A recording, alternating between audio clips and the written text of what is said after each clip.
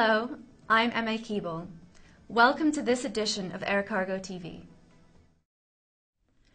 To avoid losing extensive EU traffic rights following an expected merger with UPS, TNT Express has agreed to set up an independent company to own and operate its Liège-based TNT Airways subsidiary with assets of €72 million. This week, TNT Express reported a 1.7% rise in operating income to $77 million on revenues of $1.83 billion for the second quarter of 2012. The company also posted a rise in half-year operating income to €114 million from a loss of $33 million for the same period in 2011. Despite a 10.9% drop in Asia-Pacific revenue, TNT reported an operating profit of $9 million for the second quarter, in part attributed to cost savings from a capacity sharing agreement with Emirates Airlines for its 3 Boeing 777 freighters. The company noted that its day-definite service has risen to nearly 36% of total domestic China revenue, up from 21.3% for the same period in 2011.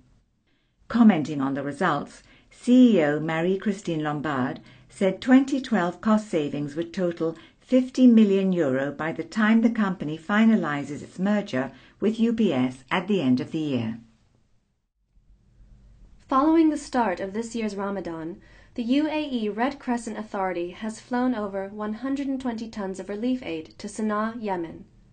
According to the World Food Programme, over 44% of Yemen's 25 million population are without adequate food or facing starvation. The 3 A300-600 flights were operated by Maximus Air Cargo and provided by Care by Air, the humanitarian aid charity that includes Etihad, Aramex, and the Abu Dhabi Airport Authority. As clashes between Yemen's security forces and Al-Qaeda continue, the UAE has donated $5 million in aid. Saudi Arabia has promised $3.25 billion, the European Union has allocated $32 million, and the US an additional $80 million in support. Tatiana Arslanova, Executive President of Airbridge Cargo Airlines, admits the past 4 years have been a bit of a roller coaster ride for the company. She says the effects of the Eurozone crisis, a slowdown in Chinese exports, and sluggish growth in the US have only been offset by a 15% growth in the airline's home market of Russia. While acknowledging that it's been an occasional challenge to fill its 2 new 747-8 freighters, Arslanova thinks the aircraft will make older versions increasingly uneconomic to operate. Declaring no wild growth in the near term, she says ABC plans to expand service to more points in central China and develop hubs in Siberia or the Russian Far East for the shortest route to the US.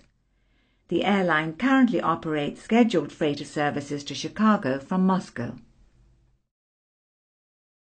The influential U.S. Senate Commerce Committee has approved a bill banning America's airlines from paying the controversial EU carbon emissions tax. The House of Representatives has already passed the measure. The unilateral scheme forces an airline to pay tax on its emissions to and from the EU, despite the fact that most of the flight occurs outside the region. Airlines for America, AFA, claims the tax could be used to stave off Europe's debt crisis, rather than climate change mitigation. According to the trade association, the scheme violates U.S. sovereignty and international law, while imposing yet another tax on customers. AFA President Nicholas Callio said his members want the U.S. government to file a legal challenge with the International Civil Aviation Organization to force it to act. The EU is scheduled to begin collecting the new tax from April 2013. Thank you for watching Air Cargo TV. For more news and information, go to azfreight.com.